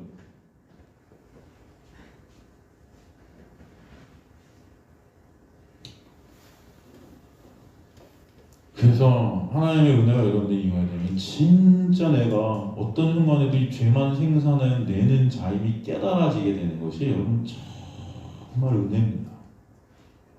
그게 깨달아지지 않잖아요. 인간들은 그러면 이 죄까지도 내가 스스로 판단해서 요 정도는 죄, 요 정도는 죄가 아니고, 그럼 이 죄라는 내가 생각하기에 요 정도 죄라는 거는 내가 하나님 앞에 갖고 회개하면 오케이. 그 회개라는 것이 내 의의가 돼요.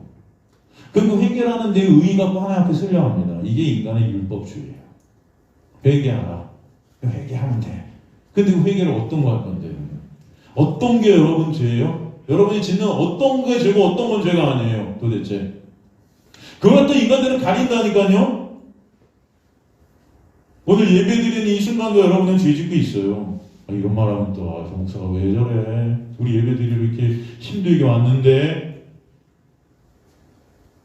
여러분, 인간의 육이라는 것은 항상 그 죄만 생산해내고 죄만 풍겨냅니다. 죄의 향기가 여러분의 펄펄 나요. 여러분 안에 있는 그 배설물 같은 그 똥들이 여러분 다 우리가 덮고해서 냄새 안 나는 것 같지만 그거 다 풍겨나게 돼 있어요. 여러분의 썩은 몸, 이 죄로 인해 물든 썩은 몸은요, 이 죄만 생산해내요. 그것이 진짜 깨달아지면요, 예수의 피가 그 모든 것을 지금도 덮고 가리고 있는 이 놀라운 은혜가 정말 감사하게 될 줄로 믿습니다, 여러분. 예? 여러분, 구약에는 이 피를 붓는 이 제도가 1년에 한 번 대제사장이에요. 여러분, 염소의 피를 갖고 들어가고 언약궤에 쏟았단 말이에요. 1년에 한 번. 그 언약궤 안에 있는 인간의 제도를 갖다 가리고 덮었어요. 그 언약궤 위에 스랍들이 있고 천사들 가운데 하나님이 임재하실 때 하나님께서 인간의 죄를 갖다 그 피 때문에 가려서 안 보이시겠다. 제 인간의 죄를 여기지 아니해 주시겠다는 은혜가 설명되어진 건데, 그것은 그래서 매년 했었어야 되고 매년 제사 드리고 아침 저녁으로 상번제 드리고 인간들이 그런 행위로 나왔는데, 그렇게 하라는 것은 그것 중에서 진짜 오실 새 언약 대신 단번에 영원히 그 모든 것을 다 이루어주실 예수를 보라는 거였죠. 근데 인간들의 그 육이라는 것은 그것도 행해서 그것을 의의로 쌓았던 거예요. 그게 바로 구약 이스라엘의 모습이고 우리의 모습이고 지금의 우리도 그런 가운데 있다는 것입니다. 오늘 여기서 말씀을 통해서 여러분이 봐야 될 것은 이 피, 그 언약의 피라는 것은 영원히 확정적이고 영원히 효력이 있고 지금 이 순간도 여러분을 덮고 가리고 매 순간 역사하고 계신다는 것을 여러분 아시길 간절히 소망합니다.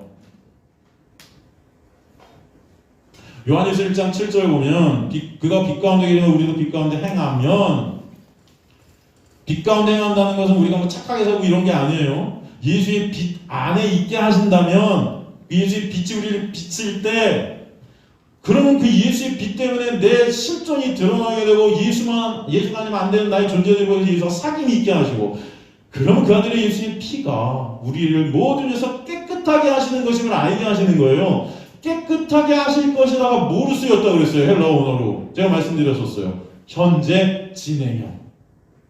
이 피는 매 순간 흐르고 있어요, 여러분에게.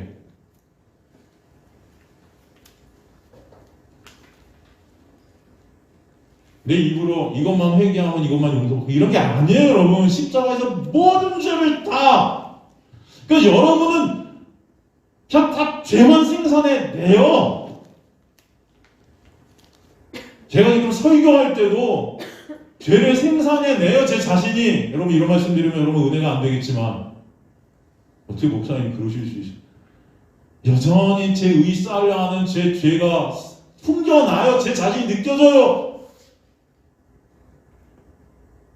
그런 저를 가리시고 덮으셔서 여러분에게 복음을 줄 거는 도구로 쓰게 하시는 거고, 여러분의 삶도 마찬가지.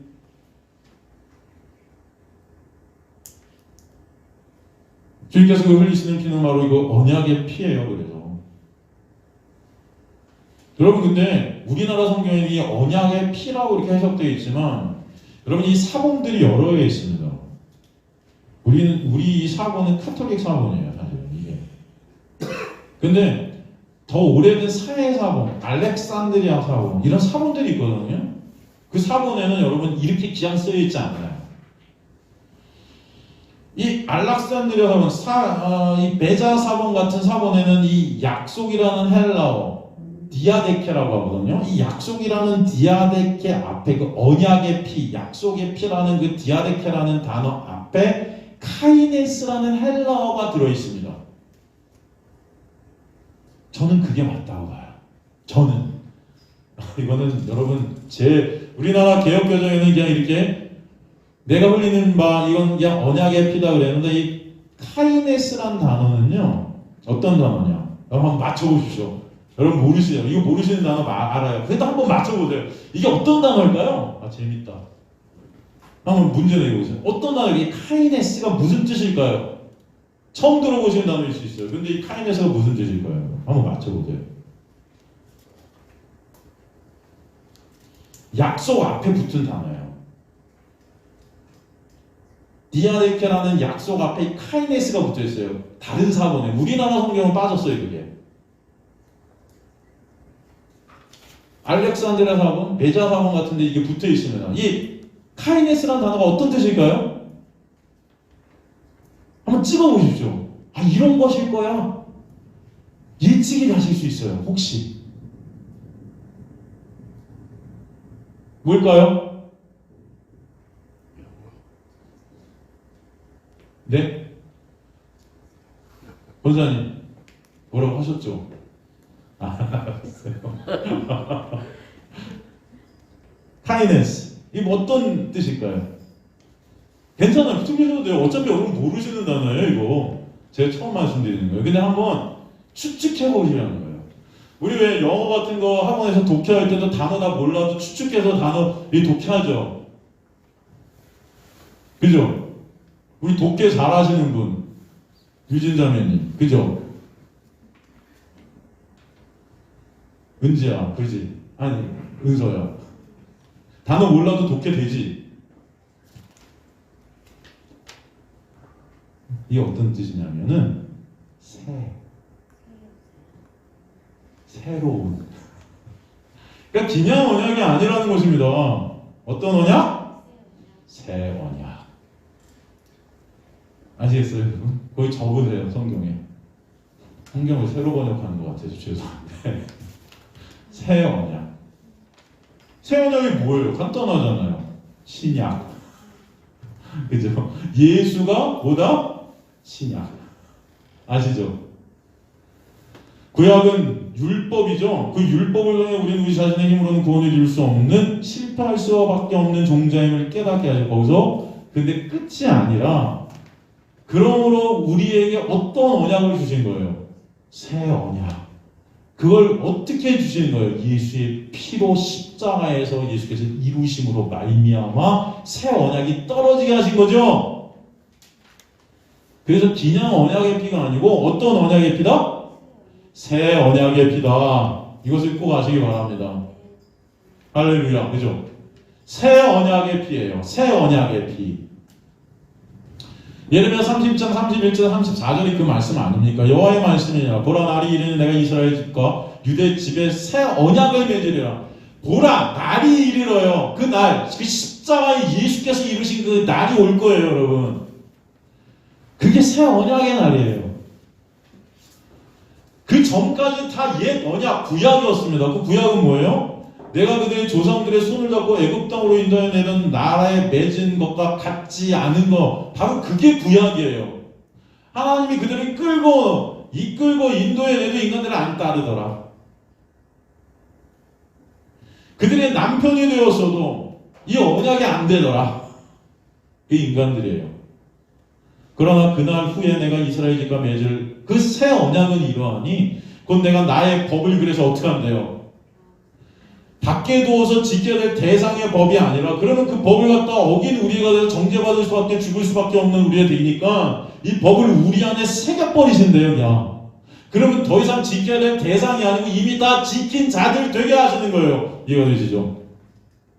그럼 어떻게? 말씀이 육신이 되신, 말씀과 육이 하나 되신 그 말씀을 다 십자가에서 이루신 그분이 우리 안에 오시는 거예요. 이게 새 언약입니다. 내가 나의 법을 그들의 속에 두며 그들의 마음에 기록하여 나는 그들의 하나님이 되게 하시는 거예요. 그들은 내 백성이 되게 할 거야. 그들이 다시는 각기 입과 형제를 가르쳐 이르던 여호와를 알라 하지 아니하니 이는 작은 자로부터 큰 자까지 다 나를 알게 되는 거예요.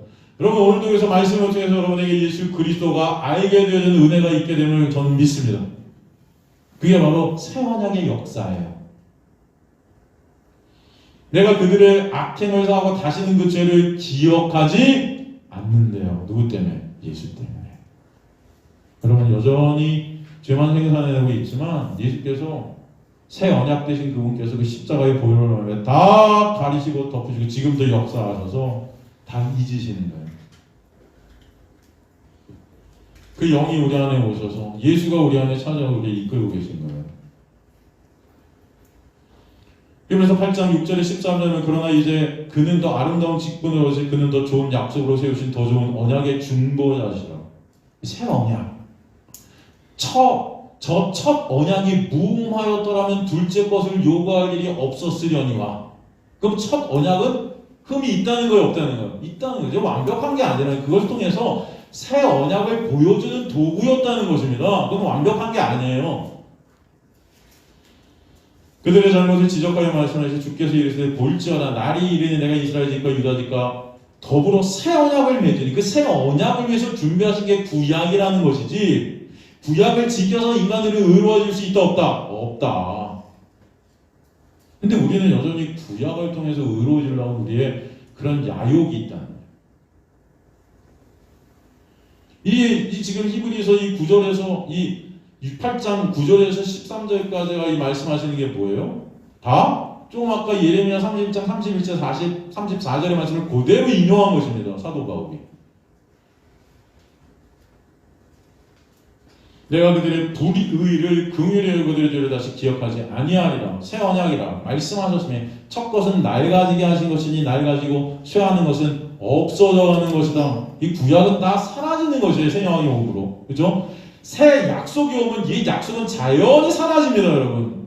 그러나 그 옛 약속이 중요한 것은 그 옛 약속을 통해서 새 약속을 보게 하시는 은혜가 있는 거예요. 아시겠죠?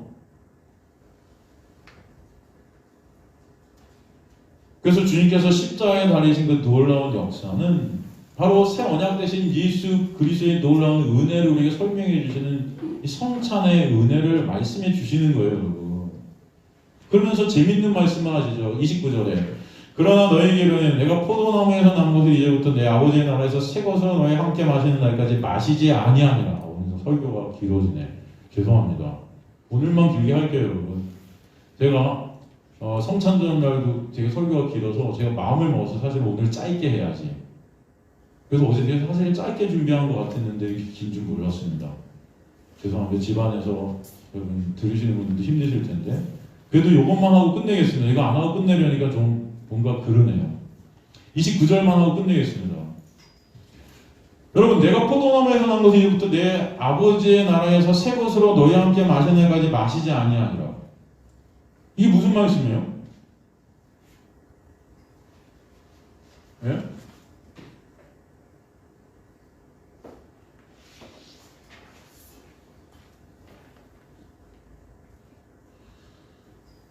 보통 옛날에 봐 예수님도 이제는 그 포도나무에서 나오신 거 이제 절대 안 드신대. 그러니까 니네도 술 먹으면 돼 안 돼? 안 돼. 앞으로 절대 예수님 믿는 사람들은 스승 대신 우리 주인 대신 예수님도 안 드시는 술을 갖다 니네가 마셔? 이런 교만한 돼요 안 돼요 여러분? 저는 옛날에 이 말씀을 그렇게 설교하시는 분 들었었어요. 그렇게 말할 수도 있을 것 같아요 여러분. 보면 그렇잖아요. 나는 이제 절대 포도나무에서 난 거 이게 포도주거든요. 포도나무에서 난 거 셀라고 보면 포도주 맞아요. 이 포도주를 이제부터 내 아버지의 나라에서 새 것을 너희와 함께 마시는 날까지 이제 마시지 않을 거야. 그러니까 너희도 마시면 돼요 안 돼요? 여러분들 마십시오 이제 술. 대답을 계속 마시시겠다는 거예요? 그런 말씀일까요 이게? 갑자기 뚱딴지 같이 술 먹지 마 이렇게 나오는 걸까요? 계속 지금 십자가의 은혜를 설명하다 아니겠죠. 여러분 지금 이 성찬 그 6월절에 지금 이게 행하고 있는 6월절 만찬 의식이거든요. 이게 유대인들은 6월절이 되면 이 의식을 항상 행했습니다. 같이 모여서 그죠? 포도주를 마시고 떡을 뗐어요. 네? 이게 그런데 이 6월절에서 절기 예식 만찬을 먹을 때 이 보통 유대인들은 포도주를 마실 때 몇 잔을 마셨을까 하면은 4잔을 마셨습니다. 4잔. 왜 4잔을 마시게 된 것이냐면 그 근거가 출애굽기 6장 6절에서 7절에 나와요. 출애굽기 6장 6절에 7절 가볼까요? 내가 안 줬나? 안 줬니? 누나? 출애굽기 6장 6절에서 7절 보면은 그러므로 이스라엘 자손에게 말하기를 나는 여호와라 내가 애굽 사람의 무거운 짐 밑에서 너희를 빼내며 그들의 노역에서 너희를 건지며 편팔과 여러 큰 심판들로서 너희를 속량하여 너희를 내 백성으로 삼고 나는 너희의 하나님이 되리니 나는 애굽 사람의 무거운 짐 밑에서 너희를 빼낸 너희의 하나님 여호와인 줄 너희가 알리라. 이 말씀의 근거가 돼서 4잔을 하셨습니다. 왜 4잔이냐? 첫 번째, 이게 4가지 약속이 들어있는 거예요. 여기. 첫 번째 약속이 뭐냐면은 여기 보면은 출애굽기 6장 6절 보면은 뭐라고 그러죠? 애굽 사람의 무거운 짐 밑에서 빼내실 것이다 라는 약속. 첫 번째. 두 번째, 그들의 고욕에서 너희를 건져낼 것이라는 노역에서 너희를 건져낼 것이라는 약속. 그 다음에 세 번째, 편팔과 여러 큰 심판들로서 너희를 속량해낼 것이다 라는 약속. 그 다음에 네 번째, 그러므로 말미암아 결국은 너희를 내 백성으로 삼고 나는 너희의 하나님이 될 것이다 라는 약속. 이 네 약속을 갖다가 4잔의 포도주를 마시면서 기억했던 거예요. 이해가 되시죠?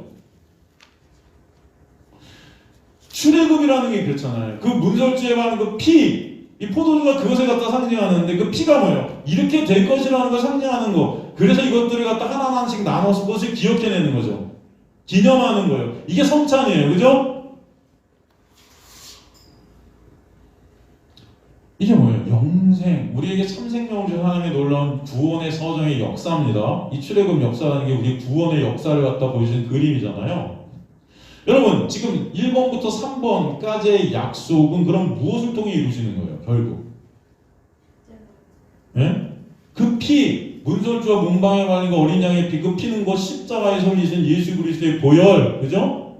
그 십자가를 통해서 이루시는 것이 1번부터 3번까지예요. 그럼 감이 딱 오시죠. 주님께서 왜 이 말씀을 왜 하셨는지. 내가 십자가를 통해서 지금 예수님께서는 잔을 갖다가 3잔을 분명히 마시셨을 거예요. 4번째 잔은 안 마시셨어요. 이해가 되십니까? 제자들을 모아놓고 잔을 마시시는데 이 잔을 마시시면서 3번째 잔까지 마시셨단 말이죠. 그리고 지금 말씀하시는 거예요. 이 마지막 잔은 여기서 그런 말은 없지만 이 마지막 잔은 나 이제 안 먹어. 여기서 십자가를 통해서 이 모든 구원의 역사를 이루게 되고 내가 부활하고 승천하고 언젠가 너희를 하늘나라로 들여서 그 하늘나라 천국 잔치에서 너희와 함께 이제 그 4번째 새 역사의 잔을 마실게. 이해가 되죠? 결국 이 말씀이 주시는 의미가 뭡니까? 반드시 나는 너희를 천국에 드릴 거야. 그래서 언젠가 그 잔을 꼭 너희와 함께 마실 거야. 그때까지 너희도 그 잔을 기억하면서 이 땅에서 그 소망을 품은 자들로 살아가렴. 그때 마시자.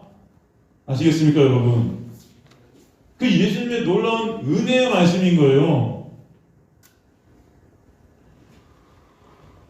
그러니까 술 안 마시고가 이게 아니고 이 말씀에서 하나님은 그 구원을 하나님 홀로 이루신다는 그 놀라운 역사의 말씀, 그 언약의 말씀을 우리가 설명해 주시는 것이죠.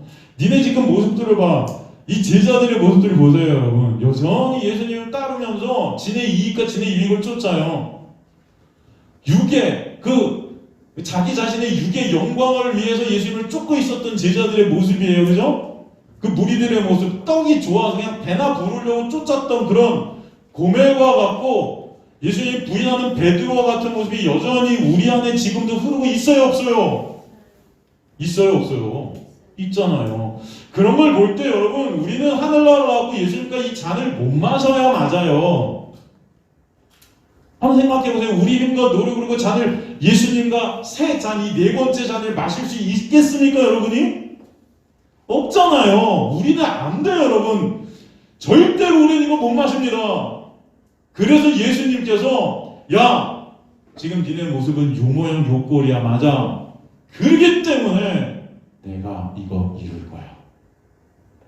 내가, 니네는 안 되니까 내가 이루어서 반드시 너희를 하늘나라에서 이 네 번째 잔을 꼭 마실 거야. 여러분, 이 놀라운 은혜를 갖다 우리가 이 말씀을 통해서 보게 될 때 주님 어때요? 여러분 마음속에서 어떤 마음이 들까요? 주님 감사합니다. 저는 그 약속을 이룰 수 없는데 주님께서 이것을 갖다가 끝까지 이루어주신다니, 주님께서 지금 이거 지금 선포하시는 거예요. 그래서 이 네 번째 잔은 이 땅에서 안 먹어도 돼. 왜? 반드시 너희랑 하늘나라에서 먹을 테니까. 이해가 되시죠? 먹을 거야. 내가 할 거야. 니는 못하니까. 그것을 29절에서 이렇게 표현해 주신 거예요, 여러분. 여러분, 이걸 갖다가 이미 예수님은 공생에 시작하실 때 가나의 혼인잔치를 통해 보여주셨어요. 물이 포도주로 변하는 사건을 통해서 그 율법의 돌 항아리 6개, 그 불완전수, 인간들은 딱 그렇게 불완전하고 율법을 통해서 물 받게 될 수 없는 그 헛것을 추구하는 자들인데, 그것을 예수의 포도주라는 피로 말미암아 진짜 포도주에게 해서 하늘나라의 천국잔치에 언젠가는 그 천국잔치에서 그 포도주를 더 아름다운 새 것으로 나누게 하신 그 놀라운 역사를 갖다가 공생애를 시작하시면서 보여주시고, 공생애를 통해서 보여주시고, 십자가를 통해서 이루시고, 언젠가 여러분의 하늘나라에서 그렇게 잔을 마시게 되는 날을 오게 하실 것입니다. 그게 여러분 하나님의 놀라운 역사예요. 그거 알라고 우리에게 오늘도 말씀 주신 것입니다. 그 은혜 아는 저와 여러분 되시길 주님으로 간절히 축원합니다. 그러니까 여러분의 꼬락선을 보지 마시고 예수님을 바라보시는 역사가 있게 하실 거예요. 말씀을 통해서 우리의 모든 실존을 알게 되고, 예수님만을 바라보는, 내 육은 연약하고 무능력하고 미천하고 깨진 그릇이지만 내 안에 보배 되신 예수가 계셔서 언젠가 주님과 같은 모습으로 주님과 연합되어져서 주님과 함께 잔을 마시는 그 새로운 역사가 있게 하실 것을 믿게 하시는 그 은혜, 오늘도 이 성찬 예식을 통해서, 이 본문의 이 성찬 만찬을 통해서 주님께서는 그 구원을 반드시 이루게 하신다. 십자가를 통해서 그 역사를 우리에게 설명해 주시는 거예요. 그걸 통해서 뭐 하라고요? 그 은혜를 알라고요, 제가. 여러분, 그 은혜 아는 자들 되시길 주님으로 간절히 축원합니다. 그래서 여러분의 진정 감사와 기쁨이 있으시길 간절히 소망합니다. 찬송할 수 있습니다.